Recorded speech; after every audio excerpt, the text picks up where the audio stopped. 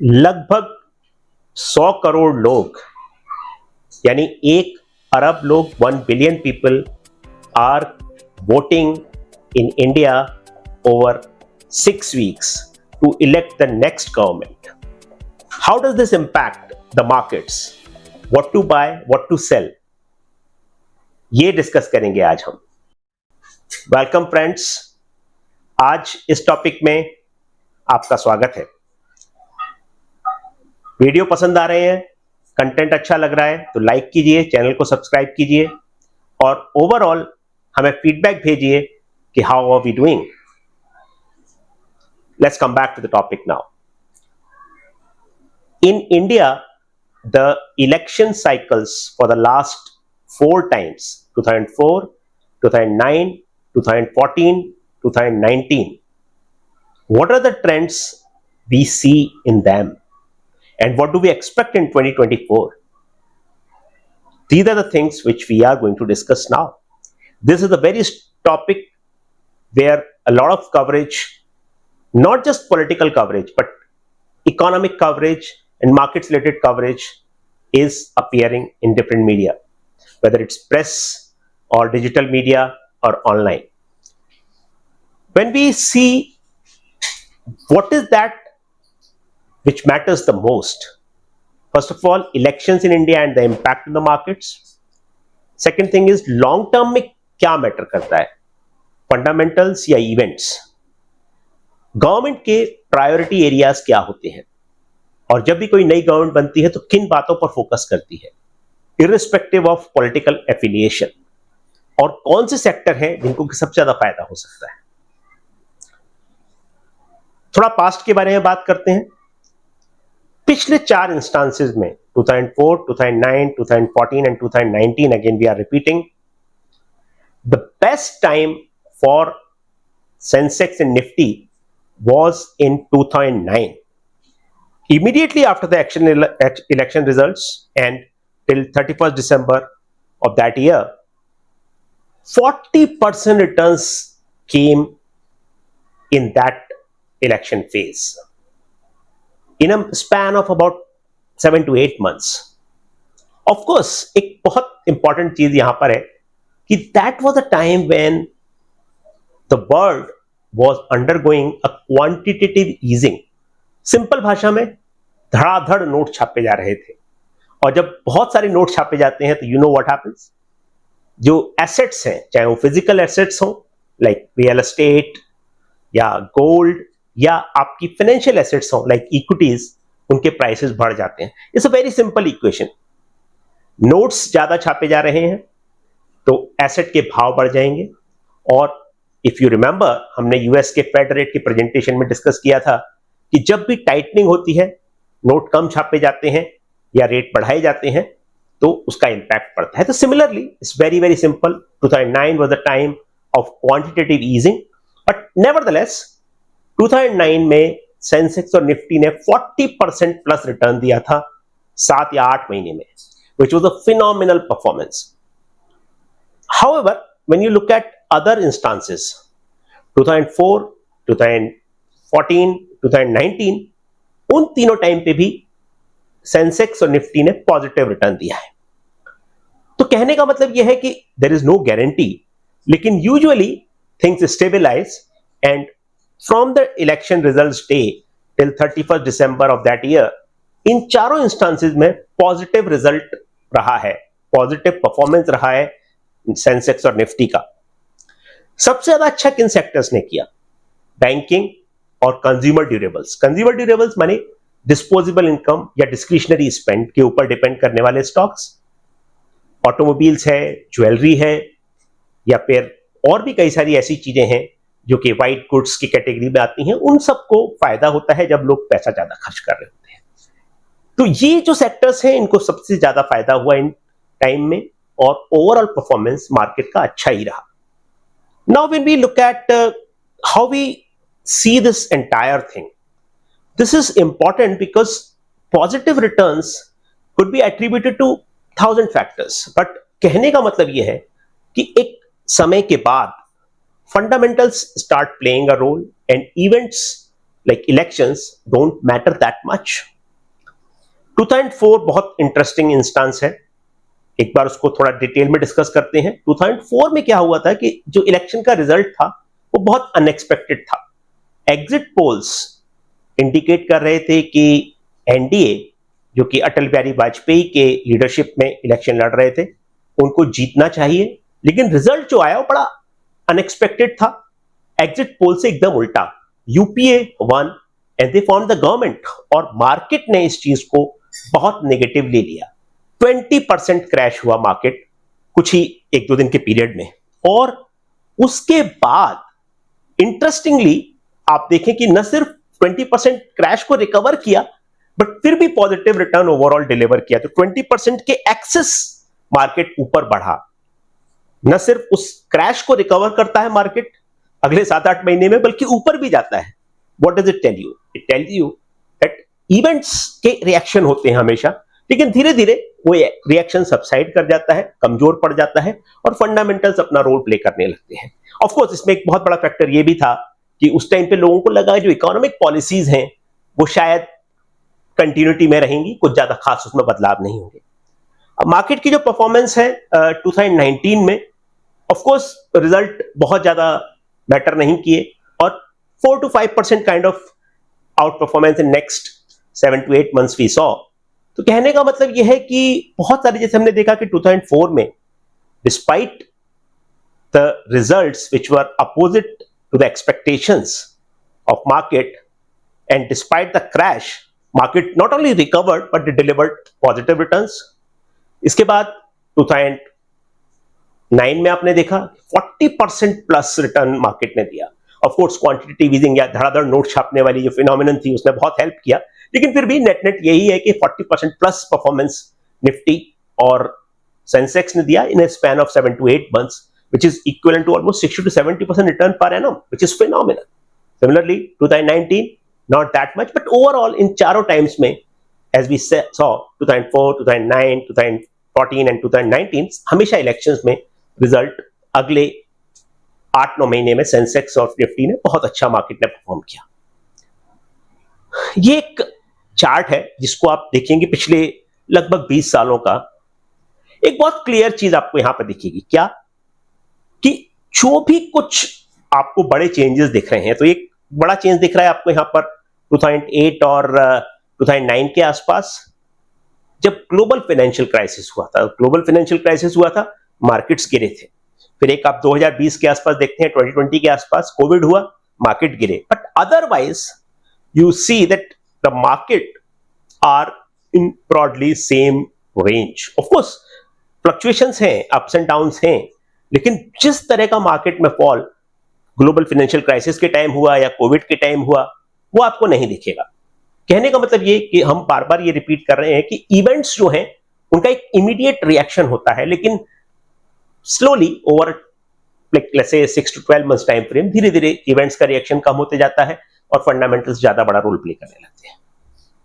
Now, when you see, this is the same thing which you see in Sensex, because Sensex और Nifty तो market को reflect करते हैं, और इन दोनों ही केसेस में आप वही देख रहे हैं कि 2008, 2009 के टाइम बहुत ज्यादा मार्केट में फॉल है।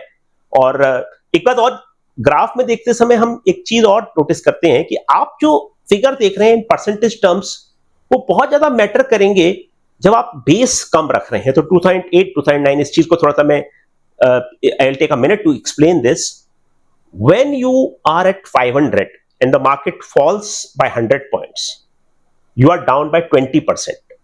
But when the market is at 200 and you fall by 100 points, you are down 50%. तो ये 2008, 2009 जो आपको दिख रहा है कि बहुत छोटा सा फॉल है, परसेंटेज टर्म्स में बहुत बड़ा था, रिलेटिवली ज्यादा इंपॉर्टेंट फॉल था। ऑफ कोर्स वो बड़ी क्राइसिस भी थी, global financial crisis, not to say Covid was not a crisis, but जो बेस इफेक्ट है, मतलब कि जिस बेस पे आप मार्केट के परफॉर्मेंस को देख रहे हैं, वो बहुत मैटर करता है। आई सेड कि 500 पॉइंट्स पे अगर लेवल है, तो अगर आपको 100 पॉइंट्स का फॉल होता है तो आपको 20% नुकसान हो रहा है, आप 20% डाउन है। लेकिन अगर आप 200 पॉइंट्स पर हैं तो आपको अगर 100 पॉइंट्स फॉल होता है तो 50% होता है। इसीलिए हमेशा कहा जाता है कि let's say you buy a stock at 100 rupees and the stock is down 90%, 90. If the stock is down 90%, you are at 10 rupees now. To recover that, you need to go up by 10x. 10 रुपए के stock को 100 होना पड़ेगा, मतलब 10x होना पड़ेगा, तब आप उस लेवल को पहुंच पाएंगे. 90% down, but when you are at 10 rupees you need to recover 90 rupees, मतलब 900% ऊपर होना पड़ेगा आपको, तब आप अपने पुराने लेवल पे पहुंच पाएंगे. इसलिए मार्केट में हमेशा ये बहुत इंपॉर्टेंट है कि आप कमाएं ना कमाएं, लेकिन बहुत ज्यादा सिग्निफिकेंटली गंवाएं ना.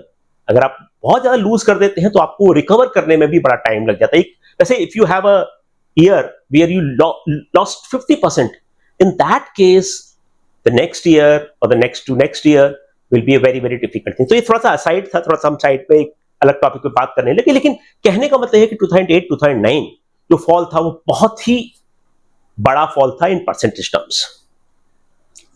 अब आप बात करते हैं कि कोई भी जब ग्रोइंग इकोनॉमी है हमारी India, as we have seen that we are at 6 to 7% growth rate, और ये इकोनॉमिक ग्रोथ रेट बहुत फंडामेंटल रीजंस की वजह से हो रही है, बहुत इकोनॉमी में वाइब्रेंसी है, बहुत मोमेंटम है.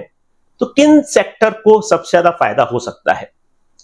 जब भी कोई नई गवर्नमेंट होती है, भले वो कंटिन्यूटी हो ऑफ कोर्स, लेकिन उस टाइम पे भी एक नए रिन्यूअल के साथ, एक नए विगर के साथ चीजें शुरू होती हैं, एक नया मोमेंटम आता है. तो किन किन चीजों को सबसे ज्यादा फायदा होता है? Infrastructure, always a priority in a developing economy like ours. Railways has been a great focus in recent years for the government, और बहुत बड़ा इंपॉर्टेंट प्रायोरिटी एरिया है. फाइनेंशियल इंक्लूजन की बात बहुत ज्यादा इंपॉर्टेंट है, क्योंकि आज अगर आप बात करेंगे कि even the biggest of the banks in the world, like for example Jamie Dimon of JP Morgan Bank, when he highlights कि 700 million people have bank accounts in India, मतलब 70 करोड़ लोगों के पास बैंक अकाउंट है, और जिस तरीके से ये चीज बढ़ी है पिछले 10 सालों में वो बहुत अमेजिंग है.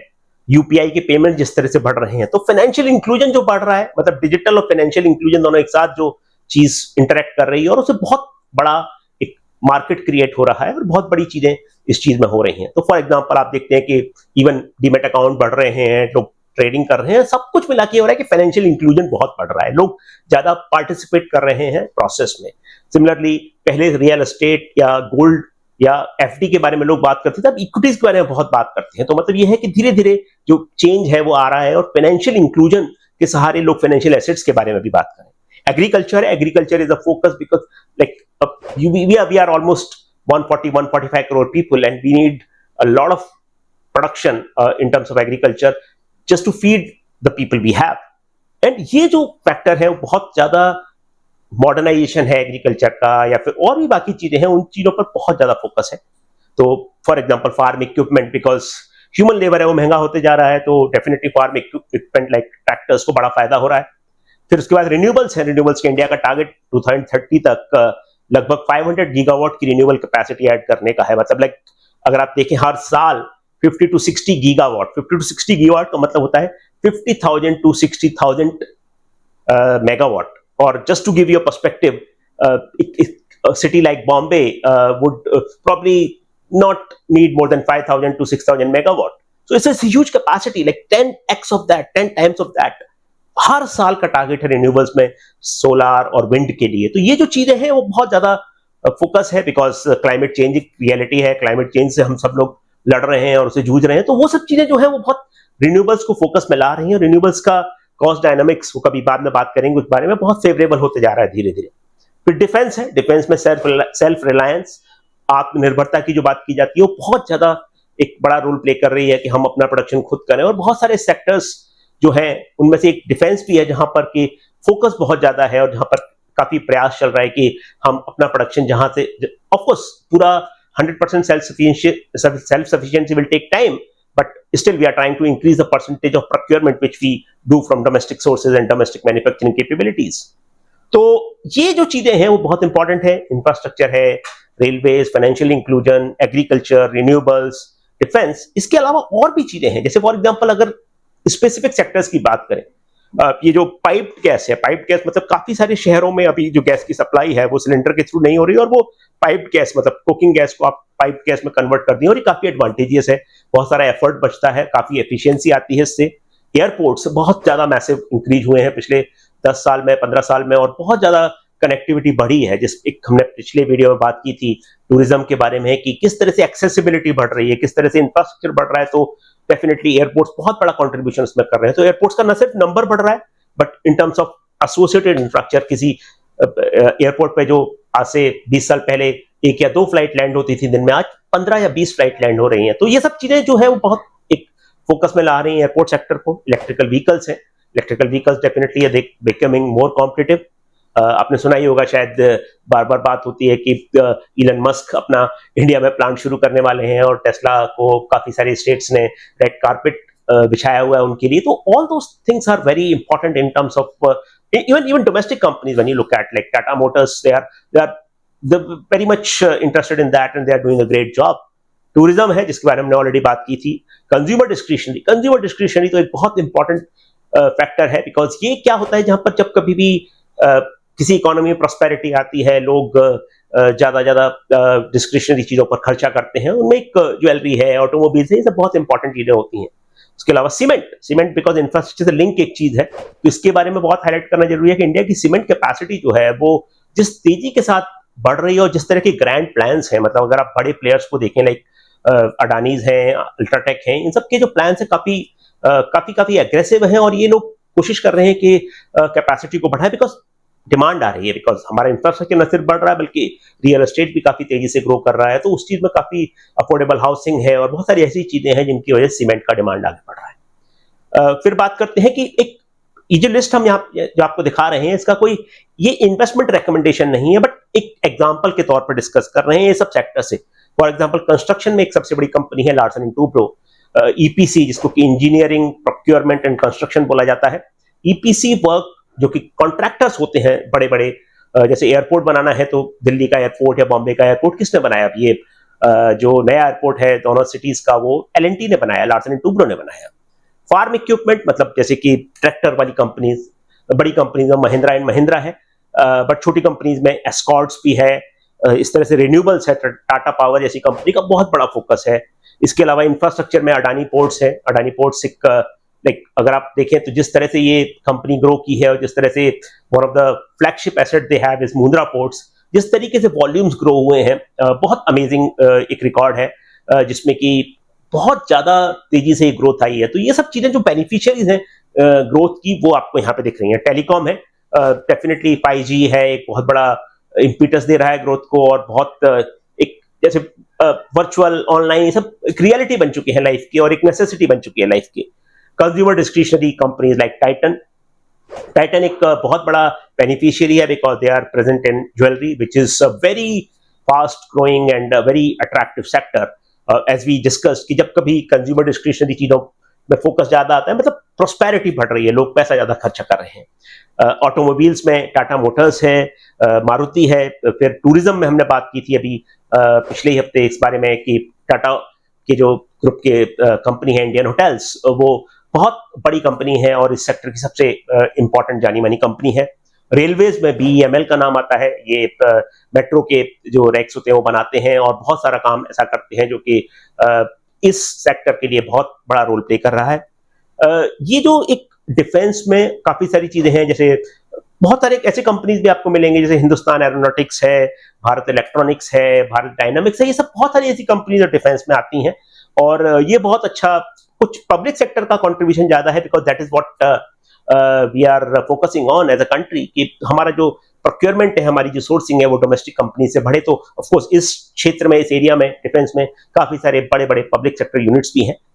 सीमेंट कंपनीज में अल्ट्राटेक का नाम आता है, because one of the largest companies in that sector, and वो जो इम्पिटस आ रहा है, इंफ्रास्ट्रक्चर का ग्रोथ हो रही है, कंस्ट्रक्शन हो रहा है, ये सब चीजें उस सेक्टर को मदद कर रही हैं।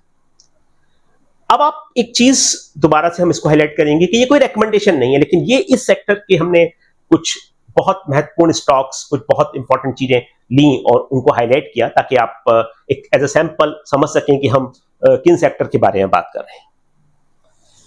एक चीज इंपॉर्टेंट और रिमेंबर करनी होगी, यहां पर एक याद रखनी होगी कि सेक्टर रोटेशन जो होता है, सेक्टर रोटेशन मतलब कि किसी पर्टिकुलर साल में कोई सेक्टर अच्छा करता है, अगले साल में कोई दूसरा सेक्टर अच्छा करता है, वो एक रियलिटी है।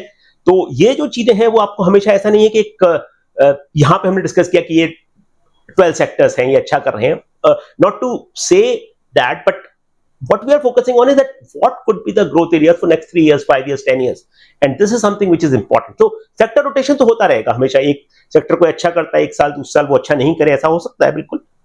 ब्रॉडर इकोनॉमिक ट्रेजेक्टरी मतलब एवरीथिंग इज देयर, बट हमारा जो ग्रोथ रेट है अगर 6 to 7% की जगह 8 to 10% हो जाता है, तो जो मार्केट में तेजी आएगी, तो जो मार्केट को फायदा होगा, निफ्टी और सेंसेक्स को या फिर इंडिविजुअल स्टॉक्स को, वो बहुत ज्यादा होगा।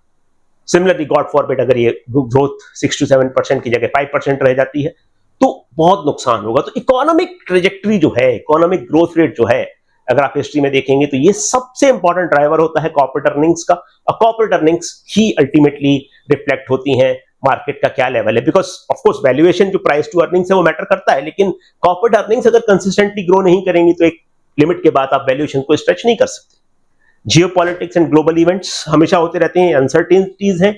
और एक बात हम हमेशा और कहते हैं और हमें समझनी चाहिए कि इवेंट्स जो है, इवेंट्स हमेशा होते हैं, कई लॉन्ग टर्म इंपैक्ट भी लाते हैं, कई सारे इवेंट ऐसे होते हैं जो कि शॉर्ट टर्म इंपैक्ट लाते हैं। जनरली एक कंट्री में इकोनॉमिक ट्रेजेक्टरी अगर ठीक ठीक है और बराबर है तो शायद इवेंट्स का इंपैक्ट उतना नहीं आता।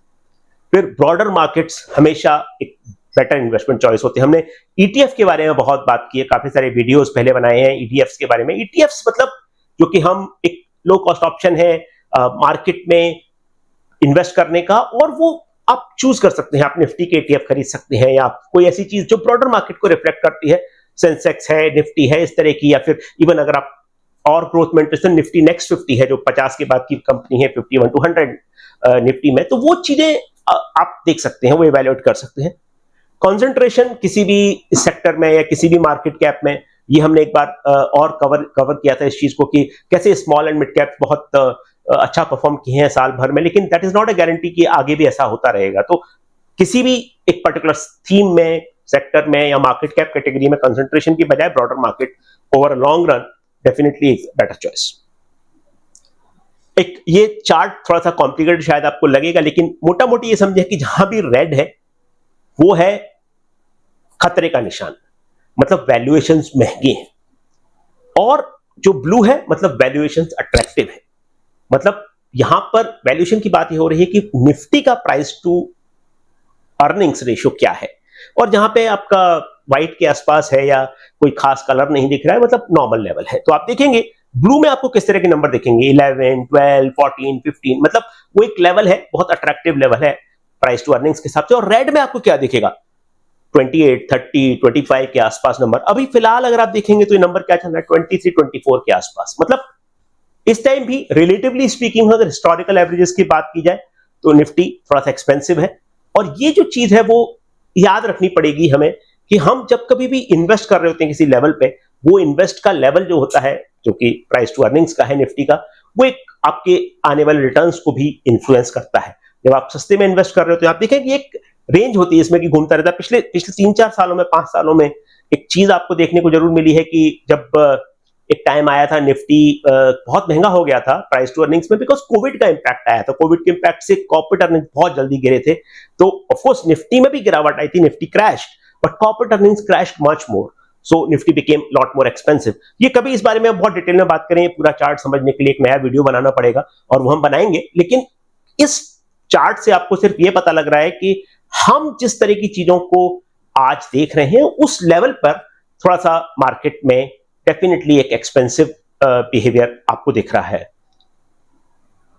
और एक जो यहां पर हम एक ग्लोबल कंपैरिजन करें, और ये काफी इंपॉर्टेंट है मेरे हिसाब से, बिकॉज ग्लोबल कंपैरिजन का मतलब ये होता है कि जनरली इक्विटी मार्केट में कुछ हद तक एक लिंकेज रहता है। लिंकेज मतलब कि अगर आप देखेंगे कि फॉर एग्जांपल कोविड का ही इवेंट लेते हैं, ग्लोबल फाइनेंशियल क्राइसिस लेते हैं, तो कोविड या ग्लोबल फाइनेंशियल क्राइसिस का जो इंपैक्ट है, आप ये जो नीचे वाला चार्ट है, जो 4th नंबर चार्ट, जिसमें कि आप ब्लू और रेड काफी डाइवर्जेंट देख रहे हैं, वो चार्ट काफी लंबे टाइम होराइजन पर है। और यहां पर जो आप देख रहे हैं एक सबसे बड़ा फॉल 2007, 2008, 2009 के आसपास आया, वो ग्लोबल फाइनेंशियल क्राइसिस के पास आया है, बट 2020 का जो फॉल है वो कोविड की वजह से आया है। तो आप देखेंगे ये फॉल दोनों जगह आपको दिखेगा। हम यहाँ पे जो कंपेरिजन कर रहे हैं निफ्टी का, वो एक यूएस मार्केट का इंडेक्स है S&P 500। जैसे निफ्टी में 50 कंपनीज होती हैं, वैसे S&P 500 में 500 कंपनीज होती हैं, 500 कंपनीज होती हैं। और ये आप देख रहे हैं कि ये जो चार्ट है different time frame, comparison same है निफ्टी और S&P 500 का, लेकिन जो कंपैरिजन का टाइम फ्रेम है, पहले चार्ट में 3 मंथ्स, दूसरे में 1 ईयर, तीसरे में 5 ईयर और चौथे में लगभग पिछले 20-25 साल। तो मतलब ये जो आप देख रहे हैं कि हमेशा जो शेप है, आप जैसे फॉर एग्जांपल 3 महीने का परफॉर्मेंस देखें तो नीला ब्लू जो लाइन है वो नीचे है, मतलब कि निफ्टी जो है वो अंडर परफॉर्म कर रहा है S&P 500 को। लेकिन आप देखें कि लगभग बराबर है ये 1 साल के टाइम फ्रेम पे, थोड़ा सा ऊपर चला गया 5 ईयर में। और अगर हम लंबा टाइम फ्रेम देखें तो Nifty has done phenomenally well, much better than S&P 500। मतलब कहने का ये कि of course India is growing, economic growth rate has been phenomenal, तो वो एक रिफ्लेक्ट हो रहा है मार्केट में। लेकिन इस चारों जो चार्ट आपको देख रहे हैं, इनमें एक जो मैसेज है वो ये है कि ओवर लॉन्ग टर्म रिटर्न काफी वेरी कर सकते हैं, बट मार्केट में लिंकेज हमेशा रहता है। तो S&P 500 और निफ्टी का जो शेप है थोड़ा सा सिमिलर रहेगा, लेकिन over long run which we saw काफी ज्यादा वेरिएंस है, काफी ज्यादा डाइवर्जेंस दोनों चार्ट में है। तो ये परफॉर्मेंस जो है, अगर आप देखेंगे दोनों चार्ट में, आपको दिखेगा कि कितना डिफरेंस आ जाता है लंबे टाइम फ्रेम में। तो यहां पर बहुत याद रखना जरूरी है, 3 मंथ्स, 1 ईयर या 5 ईयर्स में जो डिफरेंस आपको दिखता है, उसका मल्टीपल टाइम्स डिफरेंस आपको एक लंबे टाइम फ्रेम में दिखेगा। तो निष्कर्ष क्या है, कंक्लूजन क्या है? इलेक्शन हो या कोई भी इवेंट हो, ये मैटर करते हैं, इंपॉर्टेंट होते हैं, बट इनका इंपैक्ट ट्रांजिएंट होता है, मतलब बहुत लंबे समय तक नहीं रहता। दूसरी बात, स्टॉक मार्केट हमेशा जो है वो लॉन्ग टर्म इकोनॉमिक ग्रोथ के ऊपर ज्यादा डिपेंड करते हैं। एज वी सॉ 6 to 7% के कंपैरिजन में 7 to 8% होगा, बहुत अच्छा है। गॉड फॉरबिड अगर 5% होता है तो बहुत नेगेटिव इंपैक्ट होगा। तो ये चीज ज्यादा बड़ी चीज है बजाय किसी स्पेसिफिक इवेंट के। कॉर्पोरेट अर्निंग्स जो होते हैं वो हमेशा निफ्टी और सेंसेक्स को ड्राइव करते हैं, और कॉर्पोरेट अर्निंग्स जो है वो ब्रॉडर इकोनॉमिक ग्रोथ से लिंक्ड है। ऑफ कोर्स कोई कंपनी अच्छा या खराब कर सकती है, definitely, relatively speaking it's possible, but overall over next 10 years आप सोचें कि अगर India is growing at 8%, any company like autos, banking, be it anything, will grow faster as compared to the situation when India is growing at just 5% or 6%. So economic growth rate का बहुत बड़ा impact आता है corporate earnings का ऊपर, और corporate earnings ही ultimately reflect होती हैं निफ्टी और सेंसेक्स में। तो जो हम ब्लू और रेड चार्ट जो डिस्कस कर रहे थे वो वैल्यूएशन बता रहा था। मतलब क्या है कि अर्निंग्स जो है वो आपको बहुत जल्दी इंपैक्ट दिखाएंगी, उसमें वैल्यूएशन का इंपैक्ट होता है, लेकिन वो रेंज बाउंड है। आपने देखा ना, 11-12 से लेके मैक्सिमम 30, 35, 30, 35 तक, और नॉर्मल रेंज में 20, 23 या उस रेंज में। तो वो एक लिमिट है उसकी, वैल्यूएशन को आप कितना स्ट्रेच करेंगे। लेकिन कॉर्पोरेट अर्निंग्स का बहुत जल्दी इंपैक्ट आपको दिखेगा। तो ग्रोथ अगर ज्यादा होगी तो डेफिनेटली कॉर्पोरेट अर्निंग्स बढ़ेंगे, निफ्टी और सेंसेक्स भी ऊपर जाएंगे। सेक्टर प्रेफरेंस जो है वो बहुत डायनामिक होती है इन्वेस्टर की, और बहुत ज्यादा कलेक्टिवली अगर मार्केट को आप देखें तो ये बहुत चेंज होता रहता है। किसी पर्टिकुलर ईयर में कोई एसेट क्लास अच्छा करता है, किसी में कोई दूसरा, किसी में कोई थीम, किसी में कोई सेक्टर। तो ब्रॉडर मार्केट में आप देखते हैं कि जनरली एक लिमिट के बाद वो उतना इफेक्टिव नहीं होता कि आप सेक्टर पिक्स अपने बना रहे हैं, कभी बहुत डायनेमिक प्रोसेस की वजह से वो चेंज होते रहता है। Once again, thank you so much, and we want to convey again that there is nothing here which can be construed as investment recommendation. We are only discussing these topics ताकि हम इनके बारे में आपसे discuss करें awareness और information या education purpose से। और ये बहुत ही पर्पस जो है वो इस तरह से कि आप जब भी कोशिश कर रहे हैं मार्केट में इन्वेस्ट करने की, तो बहुत केयरफुली और बहुत सोच के आप इन्वेस्ट करेंगे। Thank you so much. आपसे फिर मुलाकात होगी बहुत जल्दी। Thank you once again.